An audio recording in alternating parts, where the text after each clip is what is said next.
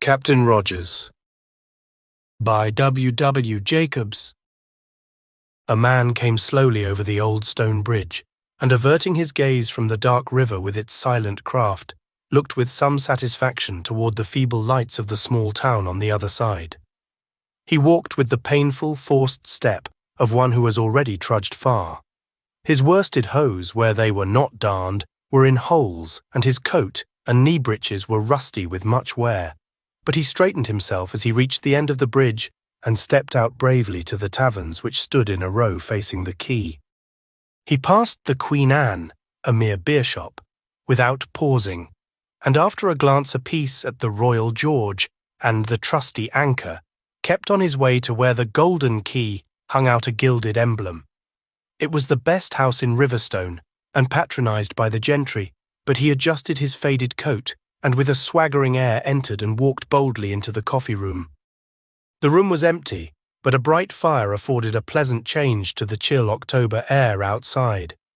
He drew up a chair, and placing his feet on the fender, exposed his tattered soles to the blaze, as a waiter who had just seen him enter the room came and stood aggressively inside the door.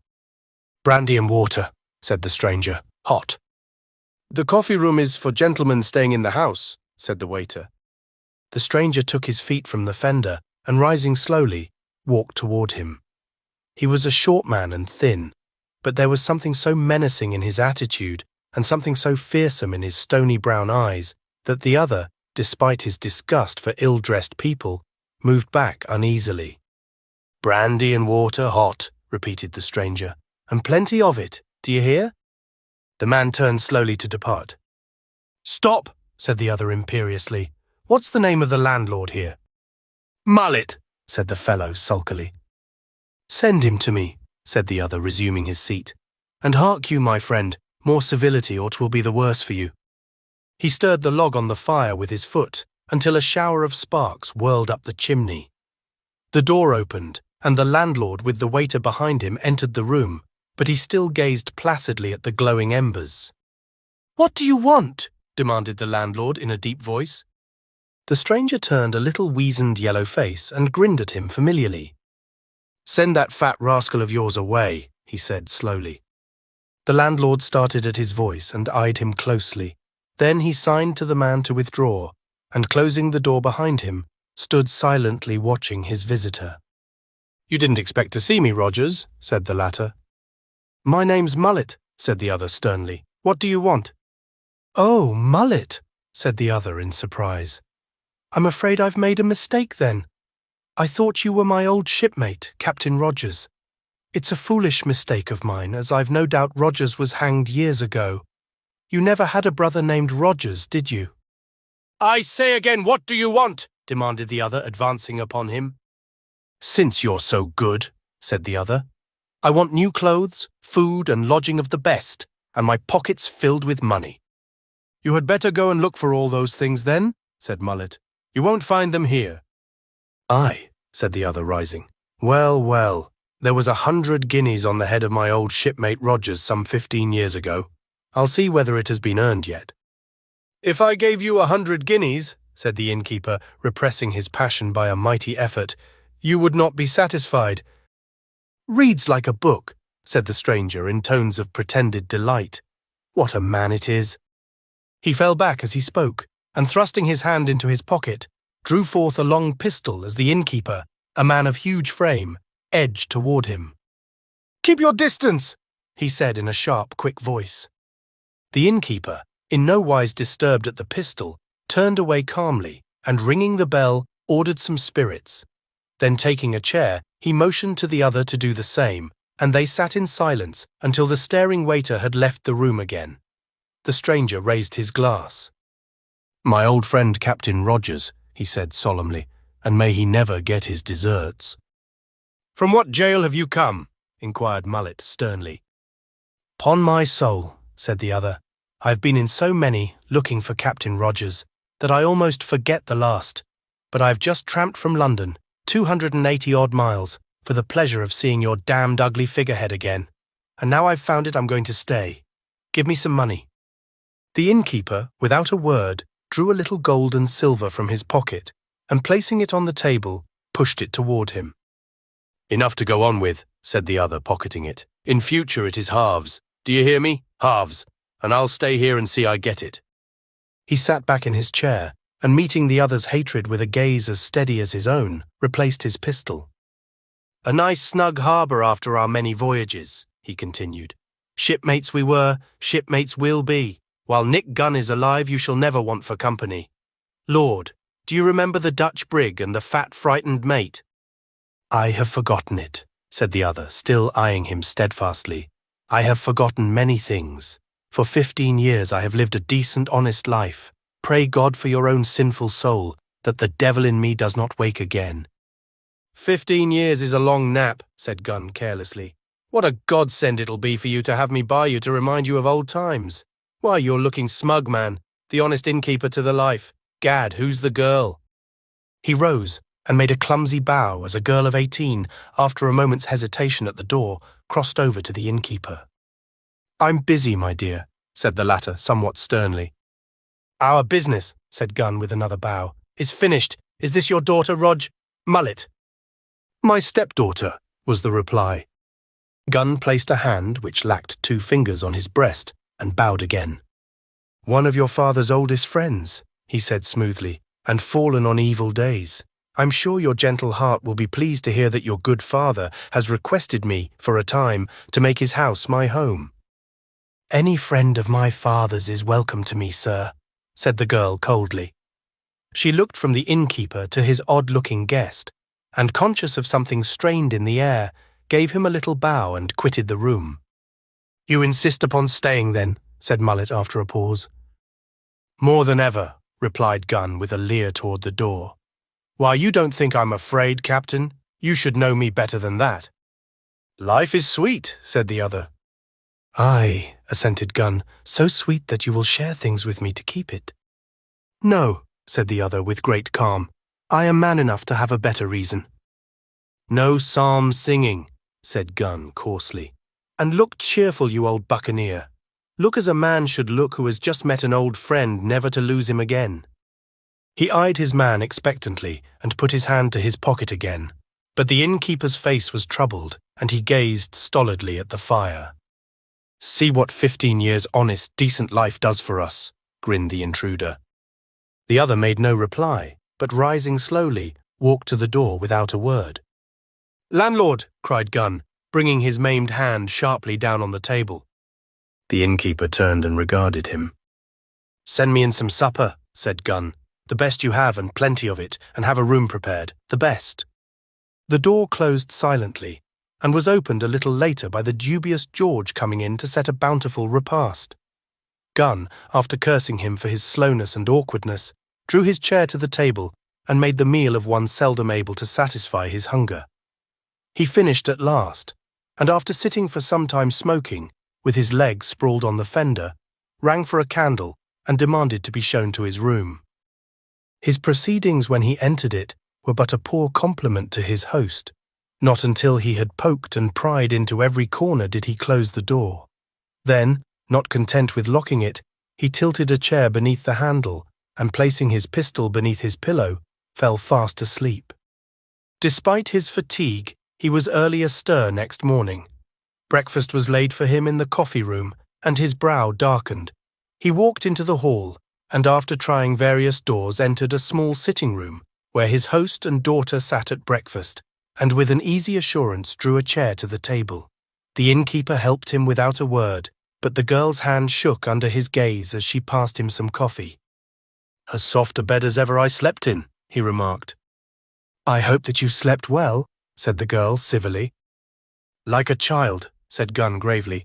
"An easy conscience, eh, Mullet?" The innkeeper nodded and went on eating. The other, after another remark or two, followed his example, glancing occasionally with warm approval at the beauty of the girl who sat at the head of the table. "A sweet girl," he remarked, as she withdrew at the end of the meal. "And no mother, I presume?" "No mother," repeated the other. Gunn sighed and shook his head. "A sad case truly," he murmured.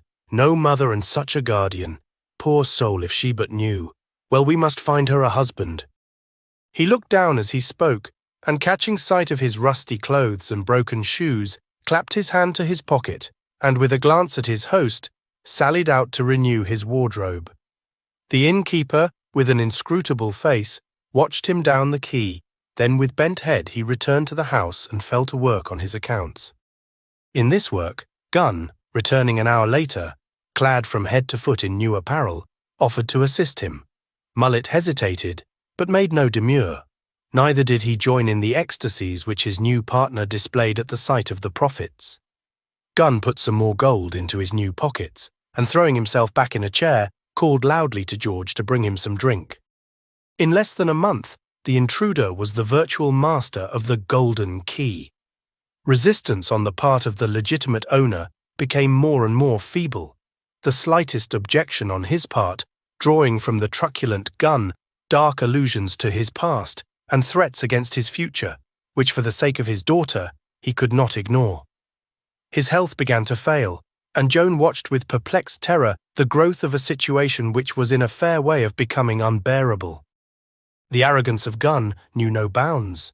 The maids learned to tremble at his polite grin, or his worse freedom, and the men shrank appalled from his profane wrath. George, after 10 years' service, was brutally dismissed, and refusing to accept dismissal from his hands, appealed to his master. The innkeeper confirmed it, and with lackluster eyes fenced feebly when his daughter, regardless of Gunn's presence, indignantly appealed to him. "The man was rude to my friend, my dear," he said dispiritedly. "If he was rude, it was because Mr. Gunn deserved it," said Joan hotly. Gunn laughed uproariously. "Gad, my dear, I like you," he cried, slapping his leg. "You're a girl of spirit. Now I will make you a fair offer. If you ask for George to stay, stay he shall, as a favour to your sweet self." The girl trembled. "Who is master here?" she demanded, turning a full eye on her father.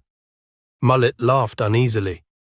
"This is business," he said, trying to speak lightly, "and women can't understand it. Gunn is valuable to me, and George must go." "Unless you plead for him, sweet one," said Gunn. The girl looked at her father again, but he turned his head away and tapped on the floor with his foot. Then, in perplexity, akin to tears, she walked from the room, carefully drawing her dress aside as Gunn held the door for her. "A fine girl," said Gunn, his thin lips working. "A fine spirit. 'Twill be pleasant to break it, but she does not know who is master here." "She is young yet," said the other hurriedly. "I will soon age her if she looks like that at me again," said Gunn. "By, I'll turn out the whole crew into the street, and her with them, and I wish it. I'll lie in my bed warmer nights and think of her huddled on a doorstep." His voice rose and his fists clenched, but he kept his distance and watched the other warily. The innkeeper's face was contorted and his brow grew wet. For one moment something peeped out of his eyes. The next he sat down in his chair again and nervously fingered his chin. "I have but to speak," said Gunn, regarding him with much satisfaction. "And you will hang, and your money go to the crown. What will become of her then, think you?" The other laughed nervously. "'Twould be stopping the golden eggs," he ventured. "Don't think too much of that," said Gunn in a hard voice. "I was never one to be balked, as you know." "Come, come, let us be friends," said Mullet. "The girl is young and has had her way." He looked almost pleadingly at the other, and his voice trembled. Gunn drew himself up, and regarding him with a satisfied sneer, quitted the room without a word. Affairs at the Golden Key grew steadily worse and worse. Gunn dominated the place, and his vile personality hung over it like a shadow. Appeals to the innkeeper were in vain. His health was breaking fast, and he moodily declined to interfere. Gunn appointed servants of his own choosing brazen maids and foul-mouthed men. The old patrons ceased to frequent the Golden Key, and its bedrooms stood empty. The maids scarcely deigned to take an order from Joan, and the men spoke to her familiarly. In the midst of all this, the innkeeper, who had complained once or twice of vertigo, was seized with a fit. Joan, flying to him for protection against the brutal advances of Gunn, found him lying in a heap behind the door of his small office, and in her fear called loudly for assistance. A little knot of servants collected and stood regarding him stupidly. One made a brutal jest. Gunn, pressing through the throng, turned the senseless body over with his foot and, cursing vilely, ordered them to carry it upstairs. Until the surgeon came, Joan, kneeling by the bed, held on to the senseless hand as her only protection against the evil faces of Gunn and his protégés. Gunn himself was taken aback, the innkeeper's death at that time by no means suiting his aims.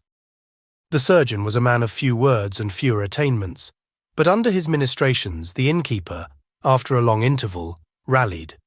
The half-closed eyes opened, and he looked in a dazed fashion at his surroundings. Gunn drove the servants away and questioned the man of medicine. The answers were vague and interspersed with Latin. Freedom from noise and troubles of all kinds was insisted upon, and Joan was installed as nurse with a promise of speedy assistance. The assistance arrived late in the day in the shape of an elderly woman, whose Spartan treatment of her patients had helped many along the silent road. She commenced her reign by punching the sick man's pillows, and having shaken him into consciousness by this means, gave him a dose of physic after first tasting it herself from the bottle. After the first rally, the innkeeper began to fail slowly. It was seldom that he understood what was said to him, and pitiful to the beholder to see in his intervals of consciousness his timid anxiety to earn the goodwill of the all-powerful Gunn. His strength declined until assistance was needed to turn him in the bed, and his great sinewy hands were forever trembling and fidgeting on the coverlet. Joan, pale with grief and fear, tended him assiduously. Her stepfather's strength had been a proverb in the town, and many a hasty citizen had felt the strength of his arm. The increasing lawlessness of the house filled her with dismay, and the coarse attentions of Gunn became more persistent than ever. She took her meals in the sick room, and divided her time between that and her own. Gunn himself was in a dilemma. With Mullet dead, his power was at an end, and his visions of wealth dissipated. He resolved to feather his nest immediately, and interviewed the surgeon. The surgeon was ominously reticent, the nurse cheerfully ghoulish. 4 days I give him, she said calmly. 4 blessed days, not but what he might slip away at any moment. Gunn let 1 day of the 4 pass, and then, choosing a time when Joan was from the room, entered it for a little quiet conversation. The innkeeper's eyes were open, and, what was more to the purpose, intelligent. "You're cheating the hangman after all," snarled Gunn. "I'm off to swear an information." The other, by a great effort, turned his heavy head and fixed his wistful eyes on him. "Mercy," he whispered. "For her sake, give me a little time." "To slip your cable, I suppose," quoth Gunn. "Where's your money? Where's your hoard, you miser?" Mullet closed his eyes. He opened them again slowly and strove to think, while Gunn watched him narrowly. When he spoke, his utterance was thick and laboured. "Come tonight," he muttered slowly. "Give me time, I will make your fortune. But the nurse watches." "I'll see to her," said Gunn with a grin. "But tell me now, lest you die first." "You will let Joan have a share," panted the innkeeper. Yes, said Gunn hastily. The innkeeper strove to raise himself in the bed, and then fell back again exhausted, as Joan's step was heard on the stairs. Gunn gave a savage glance of warning at him, and barring the progress of the girl at the door, attempted to salute her. Joan came in pale and trembling, and falling on her knees by the bedside, took her father's hand in hers and wept over it. The innkeeper gave a faint groan and a shiver ran through his body. It was nearly an hour after midnight that Nick Gunn, kicking off his shoes, went stealthily out onto the landing. A little light came from the partly open door of the sick room, but all else was in blackness. He moved along and peered in. The nurse was sitting in a high-backed oak chair by the fire. She had slipped down in the seat, and her untidy head hung on her bosom. A glass stood on the small oak table by her side, and a solitary candle on the high mantelpiece diffused a sickly light. Gunn entered the room, and finding that the sick man was dozing, shook him roughly. The innkeeper opened his eyes and gazed at him blankly. "Wake, you fool!" said Gunn, shaking him again. The other roused and muttered something incoherently. Then he stirred slightly. "The nurse," he whispered. "She's safer now," said Gunn. "I've seen to that." He crossed the room lightly, and standing before the unconscious woman, inspected her closely and raised her in the chair. Her head fell limply over the arm. "Dead?" inquired Mullet in a fearful whisper. "Drugged," said Gunn shortly. "Now speak up and be lively." The innkeeper's eyes again travelled in the direction of the nurse. "The men," he whispered. "The servants." "Dead, drunk and asleep," said Gunn, biting the words. "The last day would hardly rouse them. Now will you speak, damn you?" "I must take care of Joan," said the father. Gunn shook his clenched hand at him. "My money is, said the other. "Promise me on your oath, Joan." "Aye, aye," growled Gunn. "How many more times? I'll marry her, and she shall have what I choose to give her. Speak up, you fool! It's not for you to make terms. Where is it?" He bent over, but Mullet, exhausted with his efforts, had closed his eyes again and half turned his head. "Where is it, damn you?" said Gunn from between his teeth. Mullet opened his eyes again, glanced fearfully round the room and whispered. Gunn, with a stifled oath, bent his ear almost to his mouth, and the next moment his neck was in the grip of the strongest man in Riverstone, and an arm like a bar of iron over his back pinned him down across the bed. "You dog!" hissed a fierce voice in his ear. "I've got you, Captain Rogers, at your service, and now you may tell his name to all you can. Shout it, you spawn of hell! Shout it!" He rose in bed, and with a sudden movement flung the other over on his back. Gunn's eyes were starting from his head, and he writhed convulsively. "I thought you were a sharper man, Gunn," said Rogers, still in the same hot whisper, as he relaxed his grip a little. "You are too simple, you hound.